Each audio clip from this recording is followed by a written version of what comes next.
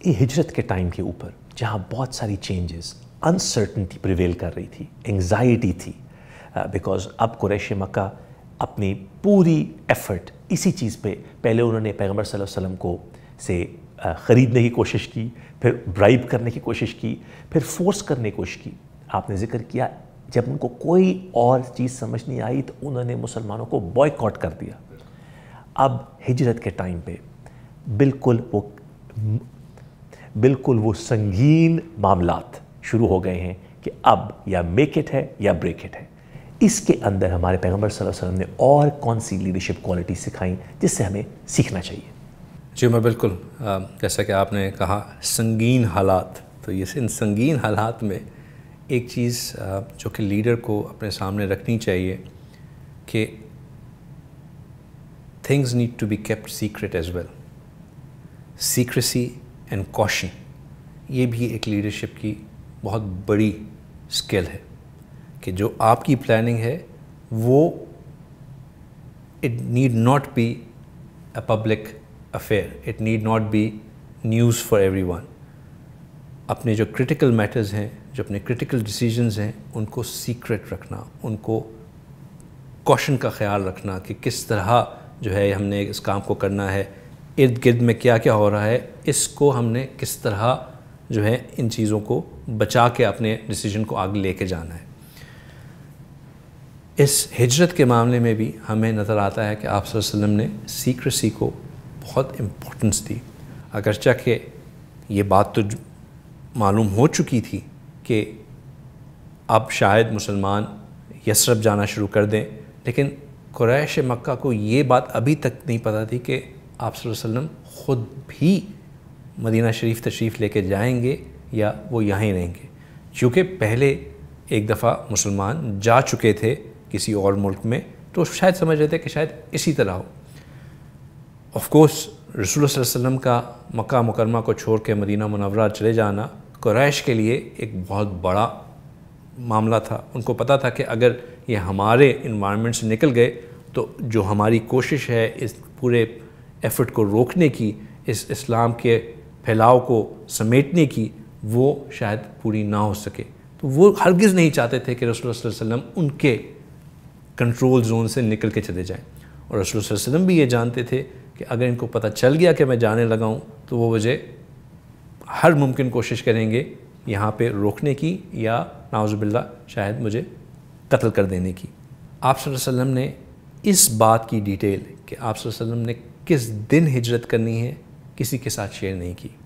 صحابہ اکرام یہ جانتے تھے کہ آپ صلی اللہ علیہ وسلم ہجرت کریں گے، قریش مکہ یہ جانتے تھے کہ شاید آپ صلی اللہ علیہ وسلم بھی ہجرت کریں گے، لیکن وہ کون سا دن ہوگا، کس وقت ہوگا، یہ کسی کو معلوم نہیں تھا.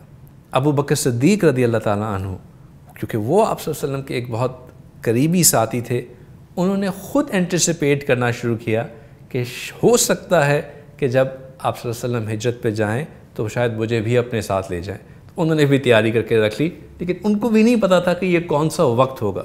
ہی واز پریپیئرڈ ہمسیلف، لیکن وقت کو بھی ان کو بھی نہیں پتہ تھا. آپ صلی اللہ علیہ وسلم ان کے گھر تشریف لے کے گئے، فرمایا کہ ابو بکر تیاری کیجئے، ہم نے ہجرت کرنی ہے. تب انہوں نے کہا یا رسول اللہ میں تیار ہوں، شوئنگ کہ وہ پہلے سے ہی اینٹیسپیٹ کر رہے تھے and he was ready for the order to come. But this also shows کہ how well guarded this news was. As a leader, we need to keep things close to our heart, which are of extreme strategic importance. As a leader, we need to exercise caution. We can't throw caution to the wind. ہمیں احتیاط کرنا بہت ضروری ہے. So this was another leadership quality that Rasulullah sallallahu alaihi wasallam exhibited. آپ کی science اس leadership quality کے بارے میں کیا کہتی ہے؟ جب بھی ہم کسی انوائرمنٹ میں، آرگنائزیشن میں چینج کو اسٹڈی کرتے ہیں شیخ بلال، تو ہمیں نظر آتا ہے کہ most people see change as a لاس.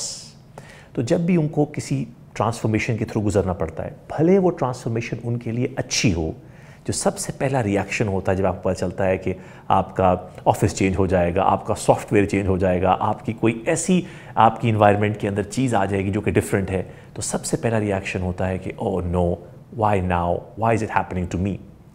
ابھی دنیا ایک بہت بڑے چینج کے تھرو گزری جس کا نام کووڈ پینڈیمک ہم یوز کرتے ہیں. اس کووڈ پینڈیمک میں اتنا چینج آیا لوگوں کی زندگی کے اندر, اور جب ہم نے اس کو ڈیپ اینالائز کیا فرام اے مینیجریل پرسپیکٹیو یا آرگنائزیشنل سائیکالوجی جس کو کہتے ہیں, تو یہ سمجھ آئی کہ جن آرگنائزیشنز نے اس چینج کو ویلکم کیا, یہ سمجھا کہ یس پہلے انیشلی چینج کا ریاکشن یہی ہوتا ہے کہ there is shock and then there is paralysis and then there is anger and hurt, اور لوگ سوچتے ہیں میرے ساتھ کیوں ہو رہا ہے, میرے بزنس کے ساتھ کیوں ہو رہا ہے.